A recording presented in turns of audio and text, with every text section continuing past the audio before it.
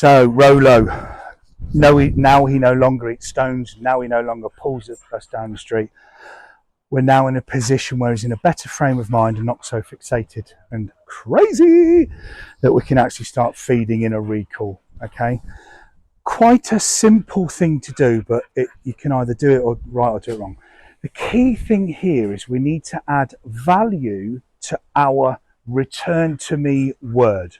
Okay, come, here, close, whatever it is. All right, to us it's a word, to him it's a sound.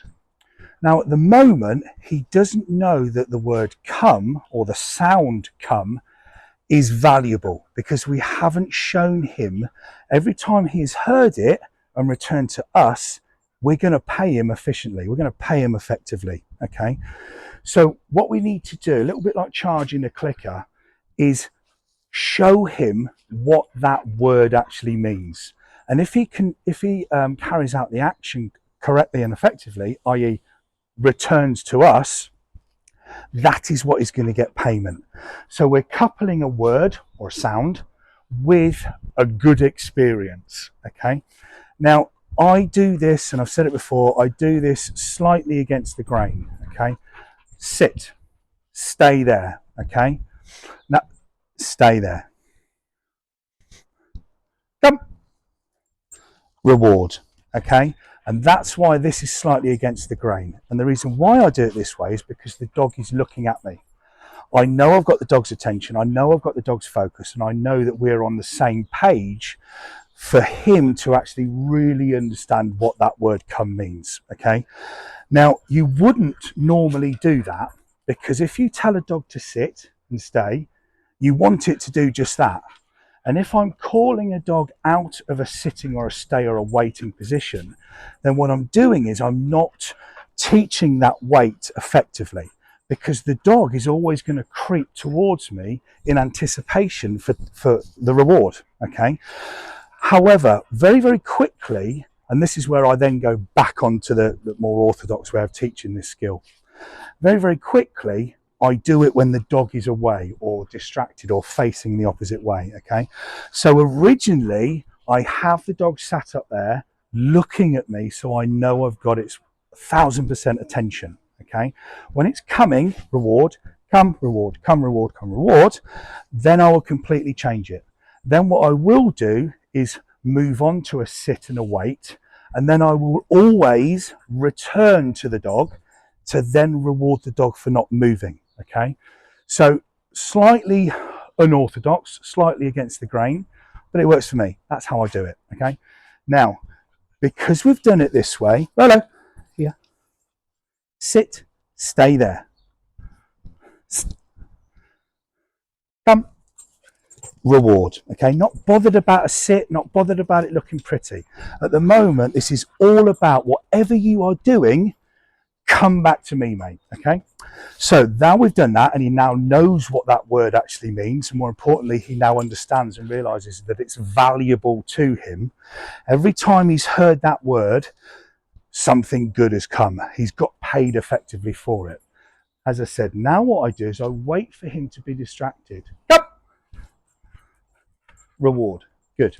Okay, so from the sitting and the staying, we quickly move on. Okay, because make no bones about it, sitting and staying, that's not reality, that's not real life. Okay, you're not going to get a dog to come because you want a dog that's running away from you or distracted to come. Okay, however, as I said and explained, to hoist the lesson in, first of all, I do it that way so I know I've got the dog's attention.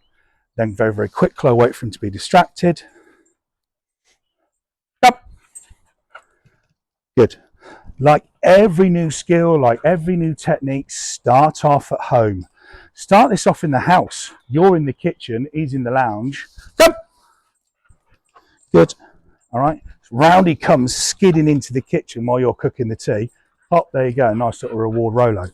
Then what you do is you then introduce distractions gradually, heighten up the environments gradually, so that we're always setting him up for success and he's never actually losing. Yep. Good. Then what we do, okay, then we change the psyche a little bit, where We sporadically give him food. We do not want dogs working for food, all right, for obvious reasons, and that's a completely different topic.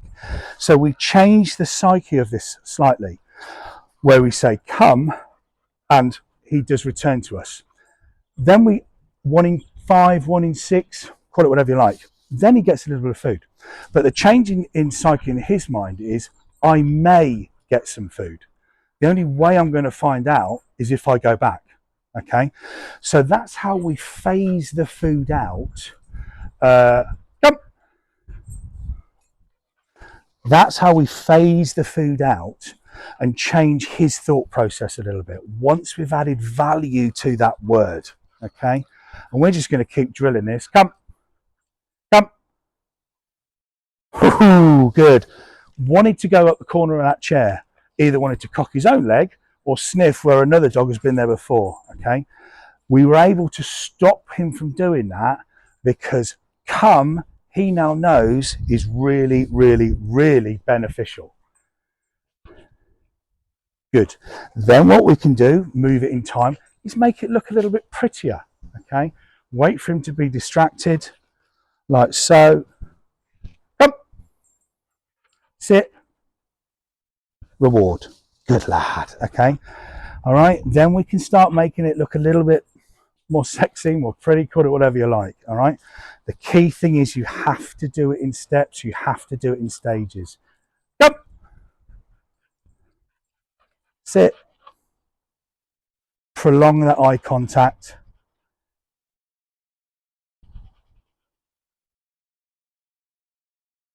Yes, good lad, well done, good boy. Okay, so first fundamental steps of teaching an effective recall. Okay, very, very easy to teach, but it's the hardest skill that you can ever expect a dog to do as it goes through its life, because we're constantly battling with the world and constantly battling with things that are always going to be more interesting to us. If we remove the why, it's a lot easier. What I mean when I say that is, when we ask a dog to do anything, we don't want the dog to go, why? Okay, we want to lead him through the steps and show him the steps and the benefits of working with us to remove the why. So that why never enters into his head.